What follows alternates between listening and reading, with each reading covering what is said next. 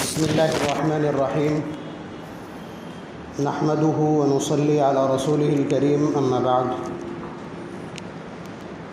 اعوذ باللہ من الشیطان الرجیم بسم اللہ الرحمن الرحیم وَأَنْكِحُوا الْأَيَامَ مِنْكُمْ وَالصَّالِحِينَ مِنْ عِبَادِكُمْ وَإِمَائِكُمْ إِنْ يَكُونُوا فُقَرَاءَ يُغْنِهِمُ اللَّهُ مِنْ فَضْلِهِ وَاللَّهُ وَاسِعٌ عَلِيمٌ.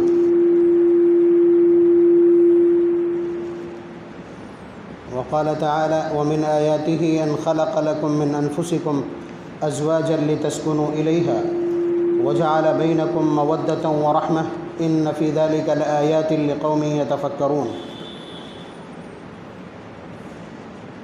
سب سے پہلے میں اپنے احساسات آپ کی خدمت میں ذکر کیے دیتا ہوں کہ اب تک اتنی چھوٹی سی عمر میں ہزاروں نکاح پڑھائے ہیں، لیکن مجھے نہیں لگتا کہ اتنی خوشی اور اتنا اطمینان قلب کو اس سے پہلے کسی نکاح میں مجھے محسوس ہوا.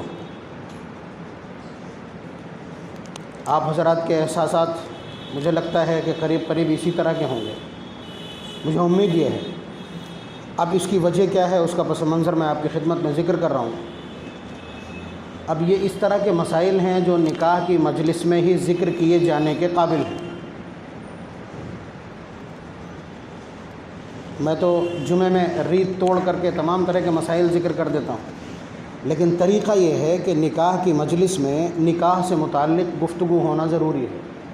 ضروری میں اس لیے کہہ رہا ہوں کہ شریعت کے اعتبار سے نکاح کا خطبہ شامل ہے. خطبے کو تقریر ہی کہتے ہیں. اب خطبہ وہ ایک مخصوص زبان میں ہے، نبی اکرم صلی اللہ علیہ وسلم کی سنت ہے، اس لیے ہم زبان تبدیل نہیں کر سکتے، لیکن اس تقاضے کو پورا کرنے کے لیے اس ضرورت کو پورا کرنے کے لیے گفتگو ہونا چاہیے. اب دیکھیے میرج ہال میں تمام طرح کے تماشے جائز و ناجائز سب موجود ہوں گے، لیکن قاضی صاحب کے لیے ایک عدد مائک نہیں ہوتا. اس کے علاوہ یہ ہے کہ پھر اس سے بھی نیچے کی باتیں ہیں کہ نکاح پڑھانے والے بھی اسی طرح کے اس وقت رجسٹر لیے گھوم رہے ہیں جن کو نکاح کے ارکان معلوم نہیں. بہرحال یہ الگ کی بات ہے. یہ بات میں اس لیے عرض کر رہا ہوں کہ ہمارے یہاں ہمارے اپنے معاشرے میں بچی مطلقہ ہو، بچی بیوہ ہو جائے، شوہر فوت ہو جائے یا کوئی اور مسئلہ ہو جائے تو اس کے بعد دوسرا نکاح کرنا عیب سمجھا جاتا ہے. جتنا ہی اسٹیٹس بڑھتا جاتا ہے اتنے ہی اس کو عیب زیادہ سمجھا جاتا ہے. یہ بدترین قسم کی غلطی، اسلامی تعلیمات کو دفن کرنے کی بدترین کوشش. یہ ہوا کہاں سے ہے؟ ہم متاثر ہوئے ہیں برادران وطن کی تہذیب سے. وہاں عورت مستقل وجود نہیں ہے. عورت کا جو ویکتتو ہے وہ مستقل نہیں ہے. آپ کو معلوم ہے کہ عورت، پہلی بات تو یہ کہ بیٹی جب پیدا ہوتی ہے جو ان کے گھر کے حالات ہوتے ہیں، آپ لوگ جو قریب سے دیکھتے جانتے ہیں انہیں معلوم ہوگا. اس کے بعد جو ان کا آج بھی فنڈامنٹل ہے، جو ریت ہیں، جو اقدار ہیں قدیم، ان کا حال یہ ہے کہ اگر شوہر فوت ہو جائے تو سعادت مند عورت وہ ہے جو مرد کی چتا پر ستی ہو جائے. اب دوسروں کی تنقید کی وجہ سے اور دوسروں کے طنز کی وجہ سے، کرٹیسزم کی وجہ سے، اس خوف سے اب یہ کام نہیں کیا جاتا، لیکن کہیں نہ کہیں اس کی روح آج بھی موجود ہے اور اکا دکا واقعات اس طرح کے ہوتے رہتے ہیں. یعنی شوہر جس کا فوت ہو گیا وہ عورت اب منحوس ہے، ڈائن ہے، اس کا سایہ جس پر پڑ جائے گا وہ گھر اجڑ جائے گا. یہ ان کا تصور ہے. اس تصور کو کہیں نہ کہیں ہم نے لیا ہے. ظاہر سی بات ہے جب اس کا کوئی مستقل وجود نہیں ہے تو دوسرا نکاح. آج بھی جو عورتیں اس تہذیب کی، اس مذہب کی، اس قومیت کی جو دوسری جگہ ہو بھی جاتی ہیں تو کیا کہا جاتا ہے؟ وہ فلاں کے یہاں بیٹھ گئی، وہ فلاں کے یہاں بیٹھ گئی. پھیرے نہیں پڑتے ہیں دوبارہ سے. ہمارے یہاں دوبارہ سے وہ پورا دستور اور سسٹم ہے. تو کہیں نہ کہیں دوسروں کی تہذیب سے ہم مغلوب ہوئے ہیں. اور میں نے بھی عرض کیا کہ یہ بدترین قسم کا جرم ہے. بدترین قسم کا جرم میں اس لیے عرض کر رہا ہوں کہ نبی اکرم صلی اللہ علیہ وسلم جیسا قائد کسی کے پاس نہیں ہے.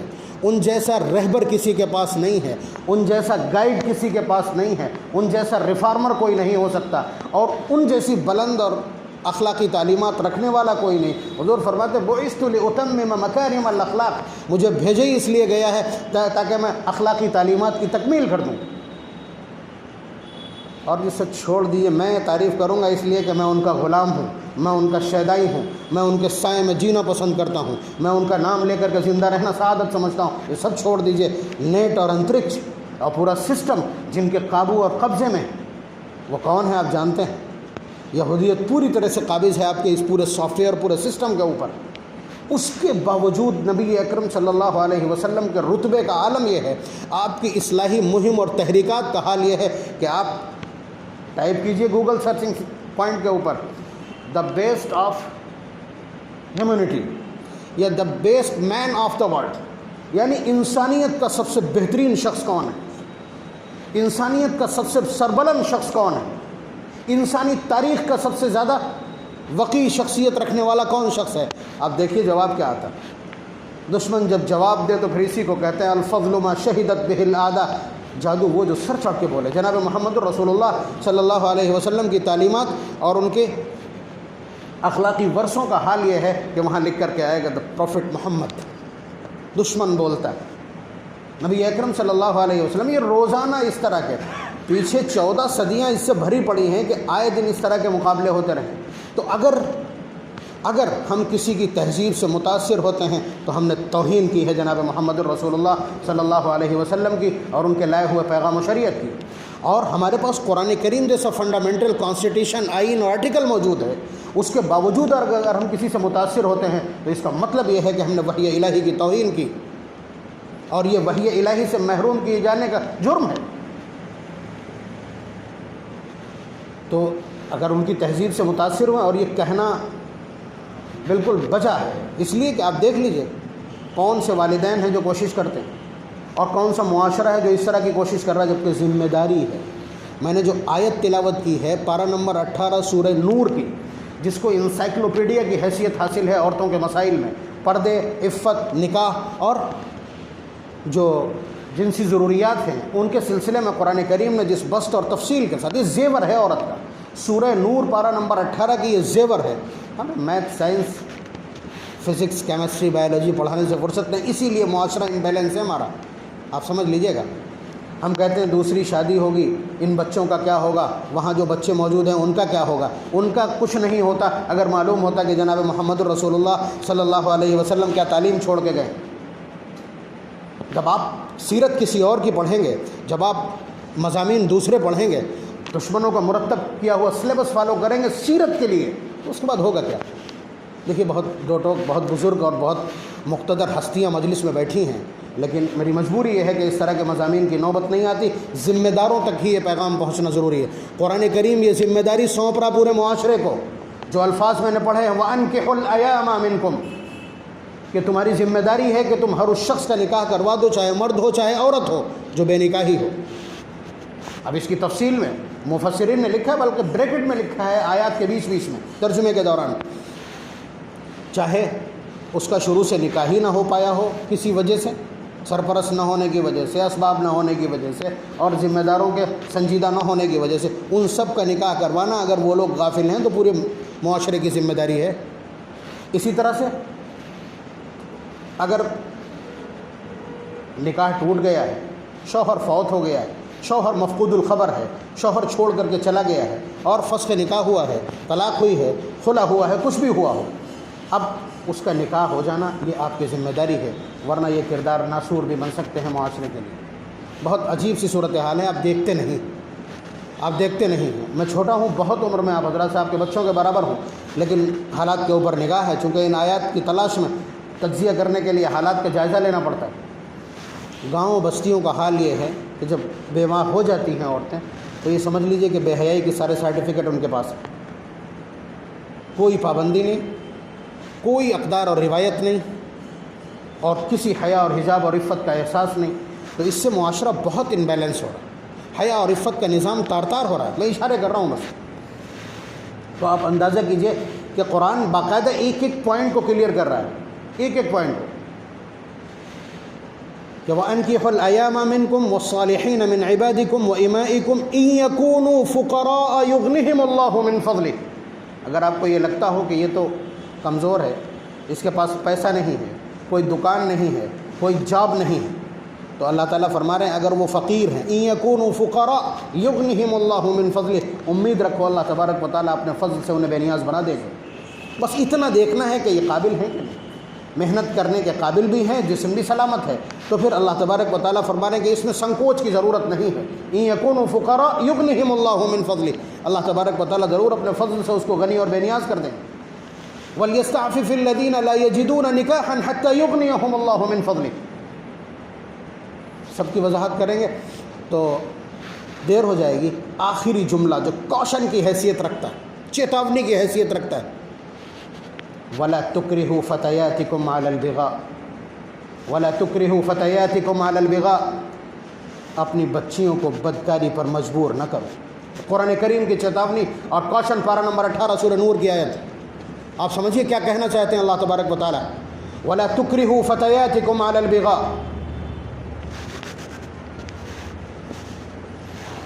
تو آپ سمجھ لیجئے یہ صورتحال، اور پھر آپ اس چیز کو عیب کیسے سمجھ سکتے ہیں؟ ذرا نبوت کا پہلا ورق کھول کر کے تو دیکھیے ذرا۔ میں پورے دعوے کے ساتھ یہ بات کہہ رہا ہوں کہ نبی اکرم صلی اللہ علیہ وسلم کی سیرت قرآن کریم کی 114 صورتوں میں، قرآن کریم کے 30 پاروں میں بکھری ہوئی، 30 پاروں میں بکھری ہوئی ہے نبی اکرم صلی اللہ علیہ وسلم کی سیرت۔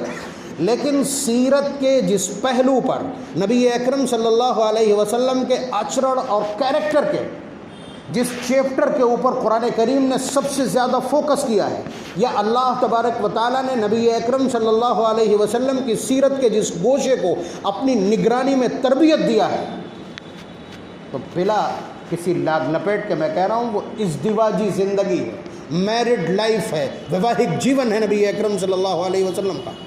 ایک ایک چیز کو نوٹ کیا۔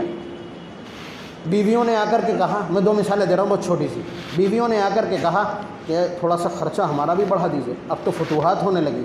اتنا جملہ سننے کے بعد نبی اکرم صلی اللہ علیہ وسلم اتنا ناراض ہوئے ہیں کہ پوری زندگی 23 سال کی نبوت کی زندگی کبھی بھی آپ اتنا ناراض نہیں ہوئے، 30 دن تک بیویوں سے علیحدہ رہیں، پھر معاف کر دیتے، لیکن آپ سمجھیے کہ یہ کیس اتنا گمبھیر ہو گیا کہ ڈائریکٹ اللہ تبارک و تعالیٰ نے اس کو اپنی عدالت میں منتقل کر کے اور براہ راست عرش سے اس کی ہیرنگ کی ہے۔ میں آپ کی بھاشا بول رہا ہوں، براہ راست اللہ تبارک و تعالیٰ نے اس مقدمے کی سماعت کی اور کیا کہا، یا ایھا النبی، اے نبی، قل لازواجک، آپ اپنی بیویوں سے کہیے، ان کنتن تردن الحیات الدنیا وزینتها فتعالین امتعکن واسرحکن سراحا جمیلا، ان سے پوچھئے کہ وہ دنیا کی چمک دمک سے متاثر ہیں، بلائیے ان میں سے ایک ایک کو، اور ان سے کہیے کہ ہم تمہیں دنیا کا ساز و سامان تو دے دیں گے، ہم دنیا کی مال و دولت اور چمک تمہارے لیے مقدر کر دیں گے، وَأُسَرِّحْكُنَّ سَرَاحًا جَمِيلًا، لیکن نبی کے نکاح سے باہر کر دیں گے، خوبصورتی کے ساتھ، سزا کے طور پر نہیں، خوبصورتی کے ساتھ، بہت عزت کے ساتھ ہم تم کو نبی کی، اس عورت کو نبی کے نکاح میں رہنے کی اجازت نہیں جس کے دل میں کہیں نہ کہیں مال و دولت یا دنیا کی چمک دمک کا خیال بھی۔ مطلب میں اس کی گمبھیرتا اس طرح بتا رہا ہوں کہ معاملہ حضور کا اور بیویوں کا تھا، لیکن براہ راست اللہ تبارک و تعالیٰ نے اس مقدمے کو اپنی بارگاہ میں لے کر کے اور ایک ایک لفظ بتلایا کہ آپ کو ان سے بات کیا کرنی۔ حضور نے بلایا سب سے پہلے حضرت عائشہ رضی اللہ تعالیٰ عنہ کو، ان سے پوچھ لیا، تو حضور کا بہت بے پناہ محبت کرتے ہیں، جنون کی حد تک نبی اکرم صلی اللہ علیہ وسلم حضرت عائشہ رضی اللہ تعالیٰ عنہ، تو فرمایا کہ عائشہ، اللہ تبارک و تعالیٰ نے یہ پوچھا ہے کہ تمہیں میرے ساتھ رہنا ہے یا مال و دولت چاہیے، اور ایسا کرنا کہ فیصلہ لینے سے پہلے استشیری ابویک، اپنے والدین سے مشورہ کر لینا۔ مطلب حضور کو یہ اندیشہ تھا کہ کہیں عائشہ کم عمری کی وجہ سے یہ فیصلہ نہ کر بیٹھے، مجھ سے علیحدہ ہو جائے، تو نبی اکرم صلی اللہ علیہ وسلم اس اندیشے اور محبت کے جواب میں اس ہجر سے تھوڑا سا تکلیف محسوس کر رہے ہیں۔ یہ زندگی کی خوبصورتی ہے جناب محمد الرسول اللہ صلی اللہ علیہ وسلم کی۔ حضرت عائشہ صدیقہ رضی اللہ تعالیٰ عنہ نے اپنی پوری قوت اور پوری بصیرت اور پورا ناز استعمال کیا حضور کے سامنے، فرمایا اتستشیر فیک ابویہ، کہ آپ کو اپنانے کے سلسلے میں اپنے والدین سے مشورے کی محتاج ہوں۔ اس کے بعد اعلان کیا اختار اللہ و رسولہ، تو میں اللہ اور اس کے رسول کو پسند کرتی ہوں، نہیں چاہیے مجھے زمانے کی دولت اور وسعت اور کشائش۔ تو یہ سب کچھ گھٹت ہوا ہے جناب محمد الرسول اللہ صلی اللہ علیہ وسلم کی زندگی میں۔ پارہ نمبر 21 کی آخر کی 3 آیات میں تلاوت کر رہا ہوں۔ تو اس کو ڈائریکٹ کمانڈ کرنے اللہ تبارک و تعالیٰ، اس کا مطلب ازدواجی زندگی کے نوک پلک درست کر کے رکھنا چاہتے ہیں۔ اور یہ سب کچھ کیوں کر رہے ہیں؟ یہ سب کچھ کیوں کر رہے ہیں؟ بہت ادب کے ساتھ عرض کر رہا ہوں، اس وقت معاشرے میں جتنے لوگوں کے اوپر قرض ہے ان میں سے 85% قرض بیٹیوں کی شادی کے بعد آیا ہے۔ وہ اس وقت معاشرے کے جو لوگ مقدمے میں انوالو ہیں، مقدمات ان کے زیر سماعت ہیں، اس میں سے 85% وہ مقدمات ہیں جو بیٹی، بہو یا خود کے بیوی بچوں کی وجہ سے زیر سماعت ہے۔ نبی اکرم صلی اللہ علیہ وسلم کی اتنی طاقتور سیرت، 13 بیویوں سے شادی کی ایک قول اور 11 تو متفق ہے۔ اور مجھے جو پہلو آپ کی خدمت میں عرض کرنا، اور اس میں سے اکلوتی حضرت عائشہ صدیقہ رضی اللہ تعالی عنہا ہیں جو کنواری ہیں، باقی سب کی سب بیوہ ہیں، آپ کو معلوم ہونا چاہیے۔ اور ان میں سے سب سے پہلی بیوی، جب حضور کی عمر 25 سال ہے، جس راستے سے نکلتے ہیں دیر تک لوگ خوشبوئیں سونگھنے کے لیے راستے میں آ کر کے کھڑے ہوتے ہیں، اور نکلنے کے بعد چلمن سے جوان لڑکیاں جھانکتی ہیں کون گزرا ہے ادھر سے، جسے دیکھنے کے لیے شمس و قمر پریشان رہتے ہوں، اس کے حسن اور اس کے اخلاق اور اس کے کردار کے چرچے کیسے ہوں گے؟ میں آپ کی خدمت میں عرض کر رہا ہوں، حضرت خدیجۃ الکبریٰ رضی اللہ تعالی عنہا نے حضور کو پارٹنر کیا پہلے، اور اس کے بعد ان کی دیانت اور ان کی امانت کو چیک کیا، معلوم یہ ہوا کہ اس طرح کوئی دوسرا کاروبار کر ہی نہیں سکتا۔ اپنے غلام میسرہ کو ساتھ میں بھیجا تھا اور اس کے بعد پوری رپورٹ لی، پھر حضور کو سامنے بلا کر کے معلوم ہے کیا کہا؟ مطلب حضور کی سیرت اور کردار کی بولتی ہوئی شہادت، حضور کی نبوت سے 15 سال پہلے کی 25 سال کی عمر میں حضرت خدیجۃ الکبریٰ نے سامنے بٹھا کر کے حضور سے معلوم کیا کہا؟ انی خطبتک لصدق حدیثک وحسن خلقک، تو جانتے ہو میں نے تمہیں پیغام کیوں دیا ہے نکاح؟ کوئی ایسا مالدار نہیں مکہ مکرمہ کا، قریش کا کوئی ایسا سردار نہیں جس نے پیغام نہ بھیجا ہو حضرت خدیجۃ الکبریٰ رضی اللہ تعالیٰ عنہ کے یہاں۔ آج کا بل گیٹس ان کی جوتوں میں، آپ سمجھیے انبار لگا دیا تھا ایک موقع پر صرف اشرفیوں کا، جو حضور اکرم صلی اللہ علیہ وسلم کو گھیر گئی تھی، یعنی آپ نیچے ہو گئے تھے اور وہ انبار اور وہ ڈھیر سونے کا، یہ ایک دن کا معاملہ ہے۔ حضرت خدیجۃ الکبریٰ رضی اللہ تعالیٰ عنہ کا نام ٹاپ کے بزنس مینوں میں ہے، بزنس وومین ہے، اور ٹاپ 3 میں نام ہے ان کا مکہ مکرمہ میں، جن کے پورے قافلے لگ کے جاتے ہیں سامان پر۔ حضور کو سامنے بٹھا کے کہنے انی خطبتک لصدق حدیثک وحسن خلقک، میں نے اس پوری بھیڑ میں تمہارا انتخاب اس لیے کیا ہے کہ تمہاری گویائی کی سچائی مجھے معلوم ہے، تم راست گو ہو، سچ بولتے ہو، تمہاری سچائی مجھے بھا گئی ہے، وحسن خلقک، اور تم اخلاق کریمانہ کے بلند مرتبے پر فائز ہو۔ 25 سال کی عمر میں، لیکن نبی اکرم صلی اللہ علیہ وسلم کا بھی تو کمال ہے، 25 سال عمر ہے، حسن کا عالم یہ ہے کہ عرش تک چمک اور دمک ہے اس کی، اور کردار کا عالم یہ ہے کہ ایک عورت ہم نے اس طرح سے اعتراف کر رہی ہے، آپ سمجھ سکتے ہیں ایسی۔ اور حضرت خدیجۃ الکبریٰ رضی اللہ تعالیٰ عنہ 40 سے 45 سال کی عمر ہے ان کی، اور 2 جگہ کی چھوٹی ہوئی، حضرت ابو اعلیٰ اور حضرت عتیق کے ساتھ پہلے نکاح ہو چکا ہے۔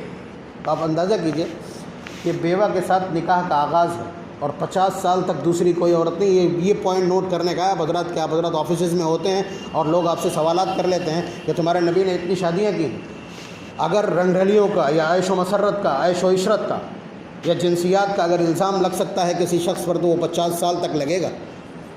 50 سال کی عمر تک حضرت خدیجۃ الکبریٰ رضی اللہ تعالیٰ عنہ اکلوتی بیوی، 50 سال کی عمر کے بعد حضور نے دوسرا نکاح کیا، ان کی وفات کے بعد حضرت سودا سے جو خود 51 سال کی عمر کی، 54 سال کی عمر میں تیسرا نکاح حضرت عائشہ صدیقہ رضی اللہ تعالیٰ عنہ سے ہوتا ہے۔ الزام اگر لگتا، یہ اگر کرنا ہی ہوتا تو یہ اس عمر میں کیا جاتا جو عمر ہوتی ہے اس کی، جس کی کل عمر 63 سال ہے، یہ الزام کہاں سے آ جائے گا؟ لیکن ہم کو معلوم نہیں، اس لیے ہم ڈیفیٹ قبول کر جاتے ہیں ان کے سامنے۔ نبی اکرم صلی اللہ علیہ وسلم کا کردار آئینے سے بھی زیادہ صاف ستھرا، اس میں کسی کا بھی عکس دیکھا جا سکتا ہے۔ بہرحال حضرت ام سلمہ رضی اللہ تعالیٰ عنہ کا میں وہ کوٹ کرنا چاہوں گا، اس لیے کہ اگر کسی سے یہ کہا جائے کہ آپ کی بیٹی ہے، آپ اس کا رشتہ کیوں نہیں کر رہے؟ بہت شرمیلی ہے، بہت غیرت ہے اس کو، بچے ہیں اس کے، یہ اعتراض کیا جائے گا نا. دیکھیے میں وہ آپ کے سارے اعتراض کاؤنٹر کیے دیتا ہوں نبی اکرم صلی اللہ علیہ وسلم کی سیرت سے. حضرت ام سلمہ رضی اللہ تعالیٰ عنہ یہ حضور کی چوتھی یا پانچویں بیوی ہیں جو ترتیب میں نکاح میں آئی. حضرت ابو سلمہ رضی اللہ تعالیٰ عنہ جو ان کے شوہر ہیں، اور یہ مقام و مرتبے کے اعتبار سے یہ وہ لوگ ہیں جو حبشہ ہجرت کر کے گئے تھے. یہ فرسٹ رینکنگ کے لوگ جو حبشہ ہجرت کر کے گئے تھے. اور اس کے بعد دونوں کے بیچ بے پناہ محبت. حضرت ابو سلمہ رضی اللہ تعالیٰ عنہ کہا کرتے تھے میرے انتقال کے بعد اللہ تبارک و تعالیٰ تمہیں مجھ سے بہتر شوہر عنایت کر دے. تو وہ کہتی تھی ممکن ہی نہیں. حضرت ام سلمہ رضی اللہ تعالیٰ عنہ فرماتی تھی یہ ممکن ہی نہیں ہے. آپ سمجھ رہے ہیں؟ بہت بڑے قبیلے کی باپ نامور ہے، زاد الرکاب اس کا نام ہے. عبداللہ ابن عبد الاسد یہ شوہر ہیں. اور اس کے علاوہ ان کے جو قبیلہ مخزوم کی حضرت ام سلمہ رضی اللہ تعالیٰ عنہ جو نامور قبیلہ ہے. اور اس کے علاوہ ان کے باپ جود و سخا میں. حال یہ ہے کہ اگر قافلے کا قافلہ ساتھ میں جا رہا تو کسی کو اپنا کھانا پینا ساتھ میں رکھنے کی ضرورت نہیں ہے، سب کے کھانے کا انتظام وہ کریں گے. یعنی جود و سخا کا عالم، یہ بہت بڑے اسٹیٹس کی شخصیت ہیں. خود حضرت ام سلمہ رضی اللہ تعالیٰ عنہ، حضرت ابو سلمہ کا انتقال ہوا، حضور کے پاس خبر لائیں کہ ان کا انتقال ہو گیا. احد میں زخم لگا تھا، وہ زخم سن 4 ہجری میں پھٹا اور اس کے بعد انتقال ہو گیا. تو نبی اکرم صلی اللہ علیہ وسلم کے پاس خبر آئی، حضور بھی افسردہ ہوئے.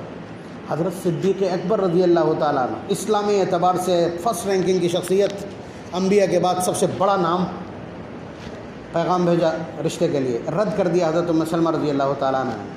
حضور نے اپنا پیغام بھیجا حضرت عمر فاروق رضی اللہ تعالیٰ عنہ. میڈیٹر دیکھیے آپ ذرا، بڑی شخصیت کو حضرت عمر رضی اللہ تعالیٰ عنہ کو بھیجا حضرت ام سلمہ رضی اللہ تعالیٰ عنہ کے پاس. اب حضور کا پیغام آیا ہے، اس لیے یوں ہی ایسے ہی بلا وجہ رد نہیں کیا جا سکتا. لیکن انہوں نے 3 عذر رکھ دیے.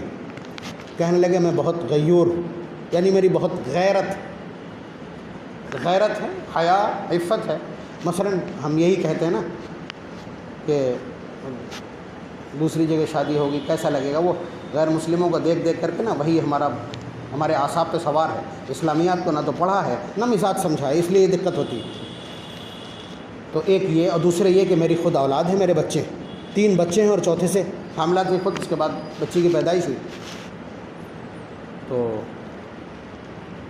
اور یہ کہ میرا کوئی سرپرست نہیں ہے جو نکاح کروا دے، یعنی میری طرف سے کوئی وکیل اور ولی نہیں ہے جو نکاح کروا دے. یہ 3 عذر نبی اکرم صلی اللہ علیہ وسلم کی خدمت میں انہوں نے بھیج دیے. جواب میں مطلب یہ تھا، پتہ نہیں بڑی شرافت کے ساتھ گویا کہ انکار ہے. یہ کہاں نبی اکرم صلی اللہ علیہ وسلم بھی تو سامنے ہیں، امام الانبیاء، محبت وحی.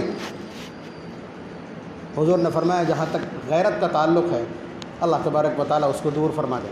یعنی وہ شرم و حجاب جو ہے ایک شوہر کے بعد دوسرے شوہر کے پاس، وہ شرم و حجاب جو ہے اللہ تبارک و تعالیٰ یقیناً اس کا علاج کر دیں گے. اور جہاں تک اولاد کی بات ہے میں کفالت کروں گا. الفاظ نوٹ کر لیجیے گا. حضور نے فرمایا کہ جہاں تک اولاد کا تعلق ہے میں کفالت کروں گا. اور جہاں تک ولی کی بات ہے، یعنی کوئی ولی نہیں ہے، تو میں سمجھتا یہ ہوں کہ محمد الرسول اللہ صلی اللہ علیہ وسلم سے اگر تمہارا نکاح ہو رہا ہے تو اس دھرتی پر کوئی نہیں ہے جو اس کو غلط کہے گا. یعنی یہ میرے الفاظ ہیں. حضور نے فرمایا کہ کوئی انکار نہیں کرے گا، اس رشتے کو کوئی رد نہیں کرے گا. حضور کی خدمت میں جب سوال آتا ہے تو حضور نے یہ جواب حضرت عمر رضی اللہ تعالیٰ عنہ کو کہلا کے بھیج دیے. حضرت ام سلمہ رضی اللہ تعالیٰ عنہ کی سمجھ میں، امام الانبیاء جب تفہیم کرے تو پھر سمجھ میں تو آ ہی جانا چاہیے. فوراً سمجھ میں آ گیا. اپنے بیٹے سے کہا، عمر ابن سلمہ سے، کہ بیٹے اٹھو اور میرا نکاح کرو. الفاظ دیکھیے گا تھوڑا سا دھیان سے. اور مجھے لگتا یہ ہے کہ ایک طرف سے یہاں بیٹا موجود ہے، سنت دوبارہ سے زندہ ہوگی اس مجلس میں کہ بیٹا یہاں موجود ہے. یہ فال ہے، نیک فال. اور یہ یاد رکھیے گا، نوٹ کر لیجیے گا اس کو، کہ اگر جوان بیٹا موجود ہو عورت کا تو سب سے بڑا ولی وہی ہوتا ہے. باپ کے ہوتے ہوئے بھی سب سے بڑا ولی بیٹا ہوگا. ولی اقرب، اس کا فرق پڑتا ہے جب اجازت لی جاتی ہے. مثلا اجازت لینے کے لیے گئے، حالانکہ یہاں تو معاملہ دوسرا ہے. یہ بھی فرق اگر ذہن میں رہ جائے تو بہت اچھی بات ہے. مسائل ہیں نکاح سے متعلق. اگر لڑکی کنواری ہے، اسلام کے جو آئین ہیں، جو فنڈامنٹل ہے، اس کی خوبصورتی دیکھیں. خاص طور سے وکیل لوگ جو موجود ہوں، کہ البکر اذنها سمعتها، البکر اذنها سمعتها، اگر باپ جاتا ہے ولی اقرب اگر اجازت لینے کے لیے جاتا ہے عورت سے، کنواری لڑکی سے، پوچھتا ہے کہ بیٹا ہم تمہارا نکاح فلاں سے کرنے جا رہے ہیں، اتنا مہر ہے، تمہاری طرف سے اجازت ہے؟